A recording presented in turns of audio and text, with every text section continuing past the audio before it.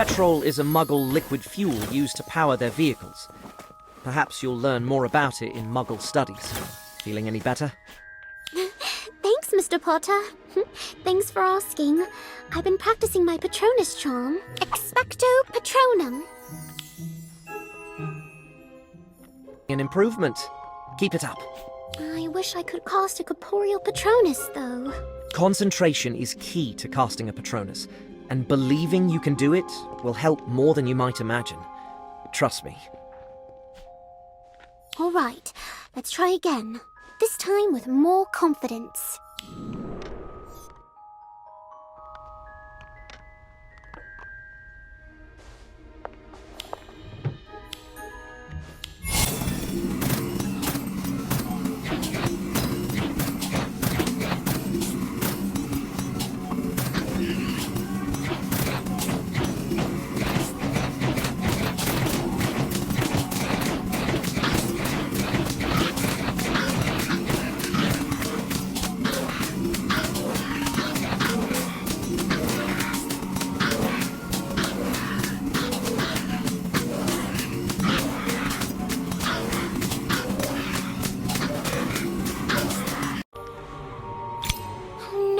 I thought I had it that time. I really did. And that proves you can do it. You only need to work on your concentration. I might have another suggestion. Some wizards require a kind of psychic shock to produce a Patronus for the first time. Psychic shock? Real danger, which I'm not advocating, of course. I'm only suggesting you might try to get to know yourself better. Work on staying composed in the face of stressful situations, should they arise. I don't mean to pry, but did, psychic shock work for you when you first cast a corporeal Patronus? Indeed, it was a moment of danger and great confusion. I do want to remind you that an incorporeal Patronus is already quite the achievement at your age. Many try and fail for years before they're capable of such a feat. You've probably had enough chocolate for a lifetime these weeks, but have another one. It'll make you feel better.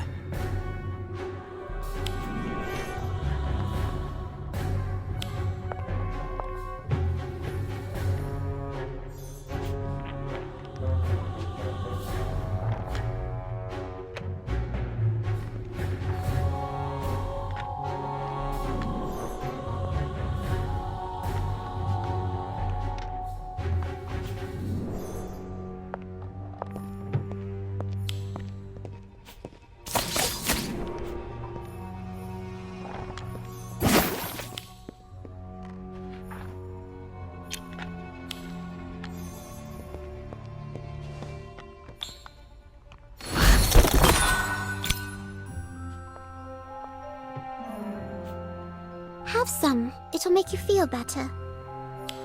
It's you. You didn't rat me out. Seeing as you're not chained up in one of Filch's dungeons, no, I did not.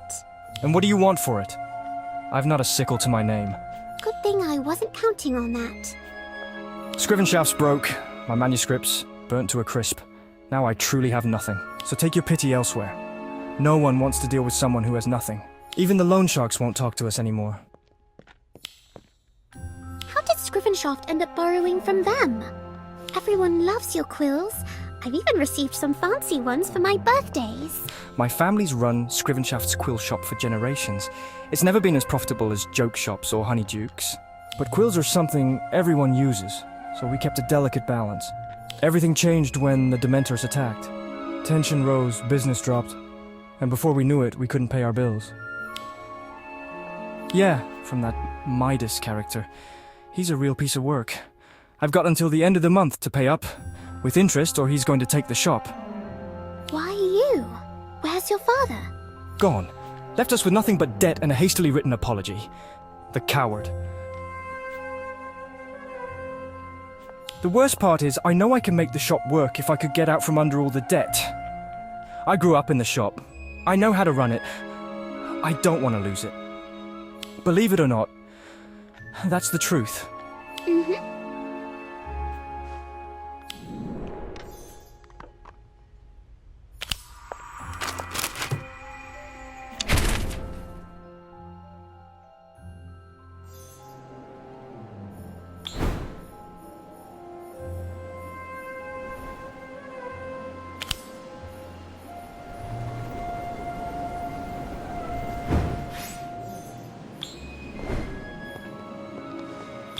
Earlier. Thanks for the chocolate. It did cheer me up a bit.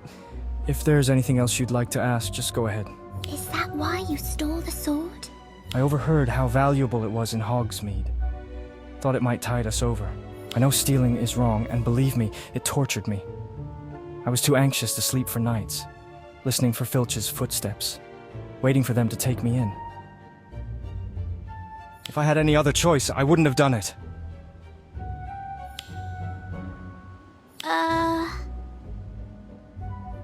Sorry, it was just lying there and my mind went blank for a second. We sold everything that's worth anything, including the shop's expensive quill display. It just wasn't enough.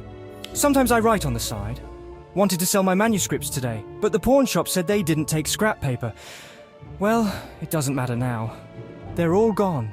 I would turn myself in to Professor McGonagall, but who would save the shop then?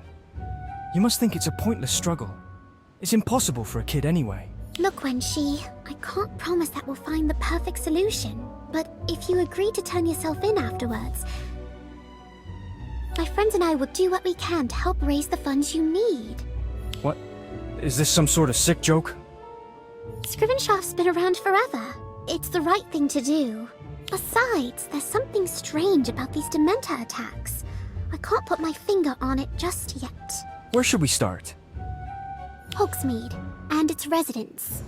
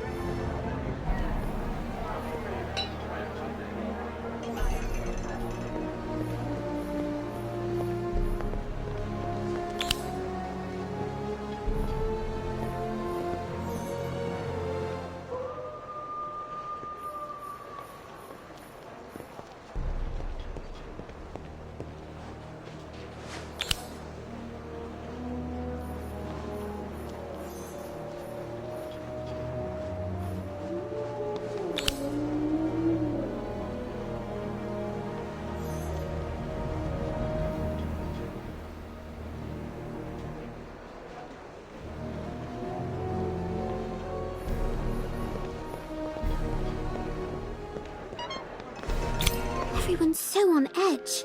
Even more than last time we visited Hogsmeade. Most of the villagers seem reluctant to even leave their homes. It's obvious the Dementor attacks toll on everyone's sanity. They're taking a toll on business too. When we were here the other day, Mrs. Flume said Honeydukes was already seeing fewer customers. I imagine it's the same for Scrivenshafts? Let's just say I've seen graveyards that were livelier than our shop right now. Haven't the ministry stationed auras around the village? Yes, but it's hard to find their presence very reassuring when people are still being attacked. Still, even with all the patrols? Dementors are devious, no doubt about that, but to identify and slip through holes in the ministry's defenses, In any case, the situation is now even more hopeless than the last time I visited. I'd hoped to put on one last big fundraising push, but that seems impossible now. I may be a brilliant young entrepreneur, but I'm not a miracle worker. It seems to me that Hogsmeade just needs some serious cheering up. Yeah, with the Dementors lurking, the only reason anyone's out is to buy... Wait, I think I know just the place for your fundraiser, Wenchie.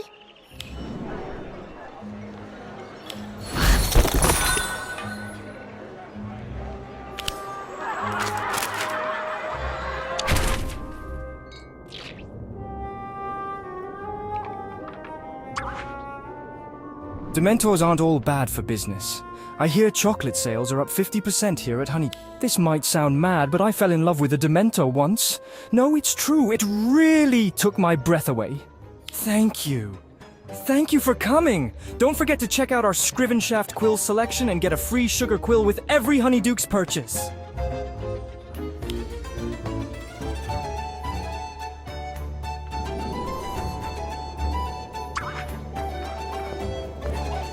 Did you hear that? Laughter! Who knew Dementors could be funny? I think everyone just needed an excuse to laugh.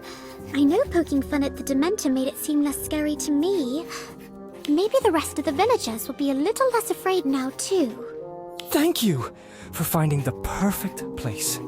The only shop with a decent number of customers here at Hogsmeade. Can you blame them, though? Chocolate is now a necessity for everyone. Well, it wouldn't have worked without your talents. You should really consider writing comedy as a career. You'll be more famous than Gilderoy Lockhart in no time, hopefully with a better reputation. It was once my dream to write the best stories with our Scrivenshaft quills, but now...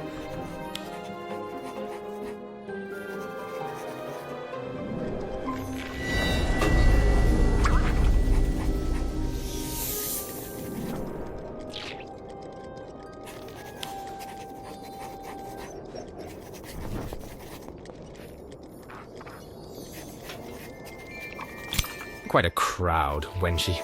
I must say I'm impressed. Your little impromptu promotion appears to be working. I thought I'd never see a Scrivenshaft quill on sale ever again. Sorry to disappoint you. Come now. I only want what's best for you and your family. Where are my manners? Midas Gulve, entrepreneur, man of the people. Huh. You're no man of the people. You'd rather put us out on the street than miss one of your precious payments. Not true, Wenchie. I'd hate to see your family lose the shop. But then, I have to look after my own business interests, don't I? You can't blame a wizard for that. Your only interest is in causing others misery, which means you're not welcome here. Clearly, I won't be changing your mind. Still, I do hope you're successful, Wenchie. Either way, we'll be seeing each other again. Soon. Good day.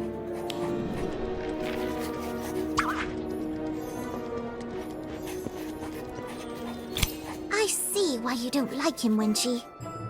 Sheh, what a snake. This is going to seem odd, but I have this strange feeling, like there's something familiar about him, but I can't put my finger on it. I'm sorry, I get so angry anytime he comes around. He brings out the worst in me. Forget him, Wenchie. Just look around. Look at all the smiling faces. You did this. You're right. This has been a good day, and it's not over yet. I've still got a few more jokes to tell.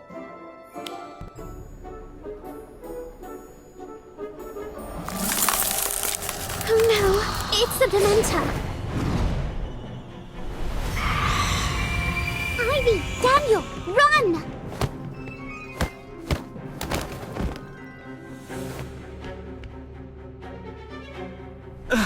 Just stay back!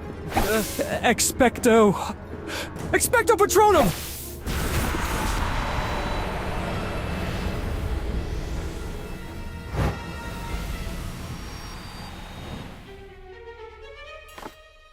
Expecto Patronum!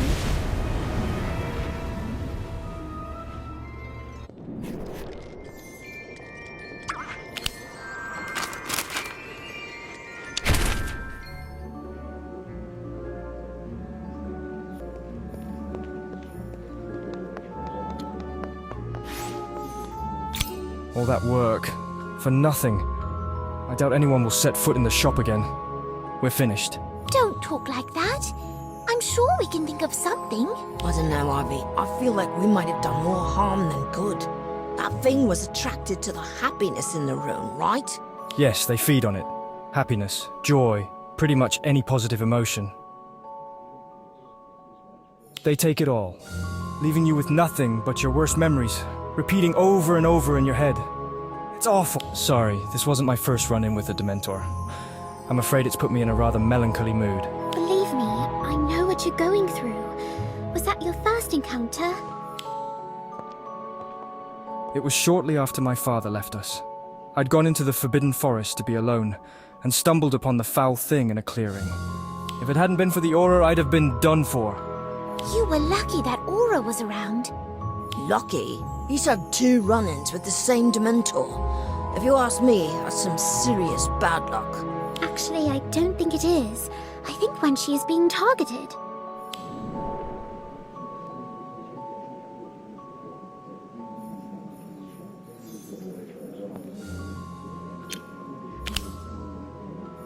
What are you talking about? In the shop, I'm almost certain Midas had something to do with the attack. When the Dementor was after you, he was smiling. I know he doesn't like me, and the feeling is definitely mutual. But to actually direct a Dementor to attack someone, is that even possible? Yes. We've had a bit of experience in that department. Suffice to say, yes, he could be directing the Dementor to attack you. The question is, why? To keep me from coming up with the money, obviously. That does seem likely, but why? I'd have thought he'd rather have the money than a business to take care of. Actually, he's been going around town trying to buy out a lot of the businesses in Hogsmeade. I don't know why.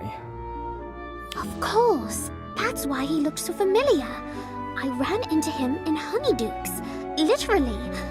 I knocked the briefcase out of his hand, spilled the contents all over the floor. He got rather upset when I tried to help him clean up the mess. Did he? What was in the briefcase? Papers mostly, and there was something else. What was it? Sorry, I can't remember. Finally, a job for the potioneer.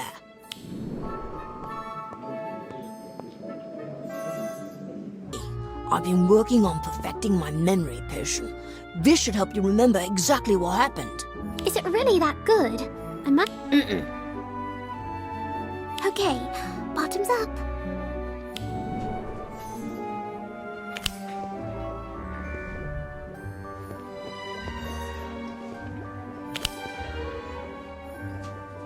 I'll keep that in mind if Professor Slughorn decides to start grading our potions on taste alone. Okay, it's starting to come back. It was definitely Midas that I bumped into. He dropped his briefcase, which popped open, spilling a bunch of papers, and... Oh! It was a wand! Except it looked like a quill! Describe it exactly. Okay, about 12 inches long, slender, almost black in color, except the tip, which was bone white. And on the other end, a feather. That's why I thought it was a quill. You just described my father's wand. Really? Midas got very angry when I picked it up. He snatched it out of my hands and took off. But if it's your father's... How did he get it? I don't know. Maybe your father pawned it before he left to pay down the debt? No. That wand is a family heirloom. He loves it. He'd sooner lose the shop. There's no way he'd give it up unless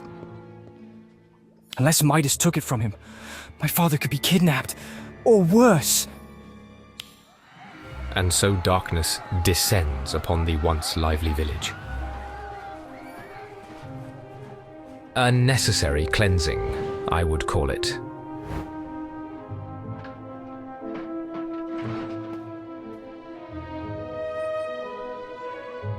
Hogsmeade is now free of senseless quarrels, baseless accusations, and fruitless schemes. The guilty hide in their homes, unaware of the suffering they've inflicted upon the poor and the powerless.